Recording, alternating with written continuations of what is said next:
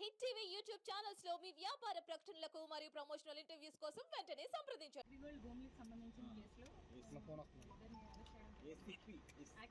కేసులో enquiry conduct చేసాము. Enquiry conduct చేసిన దాంట్లో ప్రైమరీ కేసు ప్రూవ్ అయిన తర్వాత మేము కేసు రిజిస్టర్ చేసాము. కేసు రిజిస్టర్ చేసి ఈరోజు యోగి రాజీవ్ గారిని, అలాగే అంబాపురం సంబంధించి విజయవాడ రూరల్ మండల సర్వేయర్ అయిన రమేష్ని ఇద్దరిని ఈరోజు కస్టడీలోకి తీసుకోవడం జరిగింది. అయితే ఈ భూమిలో మొదట వీళ్ళు కొనుక్కున్నదేమో అంబాపురం విలేజ్కి సంబంధించి ఆర్ఎస్ సర్వే నంబర్లో 88లో వీళ్ళు టోటల్గా 2160 గజాలు కొనుక్కొని దాన్ని అగ్రిగోల్డ్ భూములకి సంబంధించిన సర్వే నెంబర్ అయిన 87లోకి మార్చుకున్నారు. రెక్టిఫికేషన్ చేసుకొని దాన్ని మళ్ళీ అమ్మేశారు అనమాట. సో దాని మీద అందులో 87లో ఉన్న భూములు అగ్రిగోల్డ్కి సంబంధించినవి. దాని మీద కంప్లైంట్లో మనం రెగ్యులర్ ఎంక్వైరీ చేయడం జరిగింది. రెగ్యులర్ ఎంక్వైరీలో ప్రూవ్ అయిన తర్వాత దాని మీద ఏసీబీలో సెంట్రల్ ఇన్వెస్టిగేషన్ యూనిట్లో కేసు రిజిస్టర్ చేశాము. కేసు రిజిస్టర్ చేసి as per investigation first primary case వచ్చిన వాటిలో ఇద్దరిని అక్యూజ్ని ఆల్రెడీ అరెస్ట్ చేసాము. మిగతా వాళ్ళని కూడా ఫర్దర్ ఇన్వెస్టిగేషన్ మీద మిగతా వాళ్ళని కూడా అరెస్ట్ చేయడం జరుగుతుంది.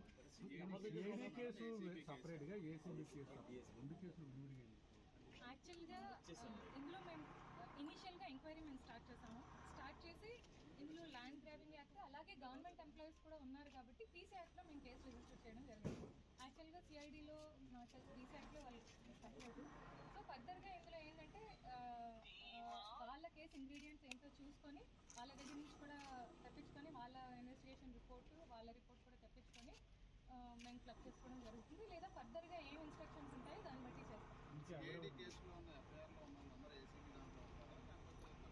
అదే కదా ఇప్పుడు వాళ్ళ ఇంగ్రీడియంట్స్ అంటే అసలు వాళ్ళ రిపోర్ట్ని బట్టి వాళ్ళు అంటే యాక్చువల్గా ఈ ల్యాండ్స్ అన్ని కూడా అగ్రిగోల్డ్ ల్యాండ్స్ ఏవైతే మేము కేసు రిజిస్టర్ చేసామో అదంతా కూడా సిఐడి అటాచ్మెంట్లో ఉన్నాయి. సిఐడిలో అగ్రిగోల్డ్ కేసు జరుగుతుంది కాబట్టి అటాచ్మెంట్. సో ఇనీషియల్గా వాళ్ళు ల్యాండ్ అటాచ్మెంట్లో ఉంది కాబట్టి వాళ్ళు కేసు రిజిస్టర్ చేశారు. అదే ఇప్పుడు నేను చెప్తున్నట్టు యాక్చువల్గా వాళ్ళ కేసు కంటెంట్స్ ఏంటి, నా కేసు కంటెంట్స్ ఏంటి, మేము ఎంక్వైరీ చేసిన దాన్ని బట్టి మేము యాక్చువల్గా పీసీ యాక్ట్ అంటే గవర్నమెంట్ సర్వెంట్స్ ఇందులో ఉన్నారు, అలాగే ప్రైవేట్ పర్సన్స్ ఉన్నారు. ల్యాండ్ గ్రాబింగ్లో కూడా ఇందులో మేము చేయడం జరిగింది. సో వాళ్ళ కేసు ఏంటి, వాళ్ళ ఇంగ్రీడియంట్స్ ఏంటో చూసుకొని ఫర్దర్గా ఇందులో ఎలా ప్రొసీడ్ అవ్వాలో చూసి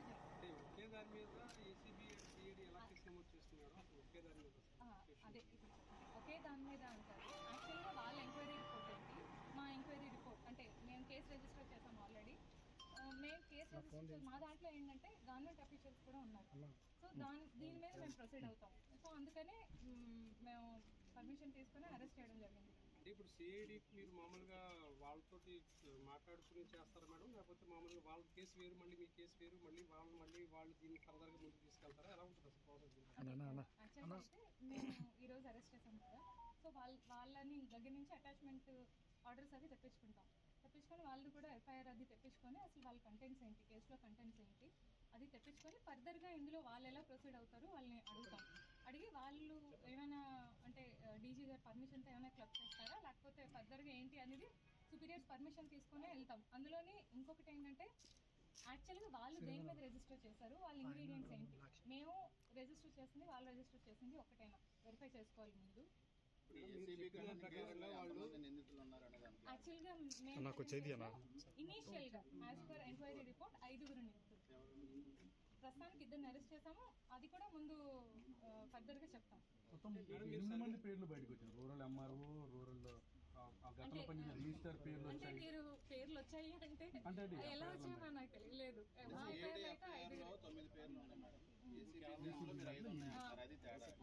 మేమైతే ఇనీషియల్ గా మా ఎఫ్ఐఆర్లో అయితే 5 పేర్లే ఉన్నాయి.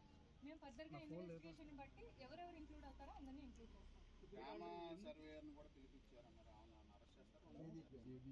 అంటే యాక్చువల్గా ఇన్వెస్టిగేషన్ పర్పస్ పిలిపించాము. ఎవరైతే కేసులో అక్యూజ్డ్ గా సైట్ అవుతారో అందరినీ ఫర్దర్ గా యాజ్ పర్ ప్రొసీజర్ అరెస్ట్ చేస్తాం. అంటే ఫర్దర్ ఇన్వెస్టిగేషన్ లో ఆయన పాత్ర ఉంది అంటే ఉంటది, ఆయన పాత్ర లేకపోతే ఆయన్ని ఇంక్లూడ్ చేయాలి.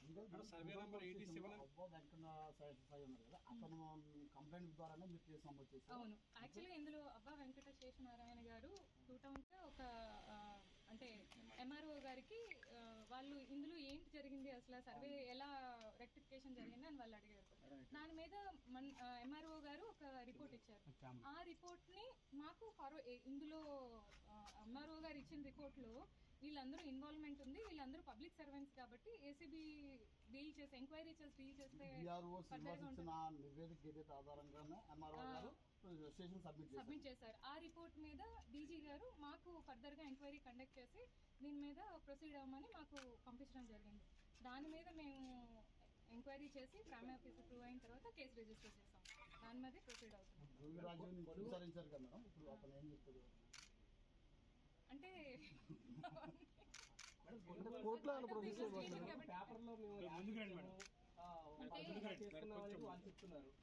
అంటే ఒకటి కొనుగోలు చేసుకున్నప్పుడు మేము యాడ్ ఇచ్చామంటే ఇప్పుడు మేము 88 కొనుగోలు చేసుకున్నాము. 87 రెక్టిఫికేషన్. యాక్చువల్గా 87 అనేది అన్డివైడెడ్ అంటే అన్షెడ్యూల్డ్ ప్రాపర్టీ, అంటే దాన్ని ఎలాంటి సబ్ డివిజన్లు జరగలేదు కాబట్టి అందులో చాలా మంది ఉన్నారు.